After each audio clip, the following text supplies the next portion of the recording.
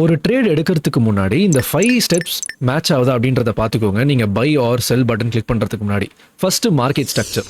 Market ஸ்ட்ரெயிட்டாக அப்படியே மேலே போயிடாது. Higher highs and higher lows அந்த மாதிரி தான் கிரியேட் பண்ணிட்டு போவான். ஸோ அப்படி இருக்கும்போது மார்க்கெட் ஸ்ட்ரக்சர் பையில் இருக்கா இல்லை செல்ல இருக்கா அப்படின்றத பார்த்துக்கோங்க. Second, liquidity sweep. ஒரு மேஜரான ரிவர்சல் எங்கே நடக்கும்னா லிக்விடிட்டி ஸ்வீப் நடந்ததுக்கு அப்புறம் தான் நடக்கும். ஸோ அதனால லிக்விடிட்டி ஸ்வீப்ஸை ஈஸியாக ஸ்பாட் பண்ண கற்றுக்கோங்க.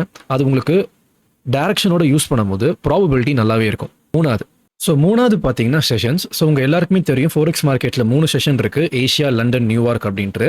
ஸோ மேக் ஷூர் இதுக்குள்ளே ட்ரேட் பண்ணுறீங்களா அப்படின்றத பாருங்கள். ஏன்னா வால்யூமே இல்லாத இடத்துல போய் ட்ரேட் பண்ணிங்கன்னா கன்சால்டேஷனில் போய் மாட்டிப்பீங்க. ஃபோர்த்து வந்து பார்த்தீங்கன்னா மல்டி டைம் ஃப்ரேம் அனாலிசிஸ். ஏன் அப்படி சொல்கிறேன்னா மார்க்கெட் ஸ்ட்ரக்சரில் டெய்லியில் சம்டைம்ஸ் வந்து மார்க்கெட் ஹையர் ரைஸ் கிரியேட் பண்ணிட்டு போகும். பட் அதுவே 1 ஹவரோட ஸ்ட்ரக்சரை பார்த்தீங்கன்னா சம்டைம்ஸ் வந்து பேரிஷாக இருக்கும்.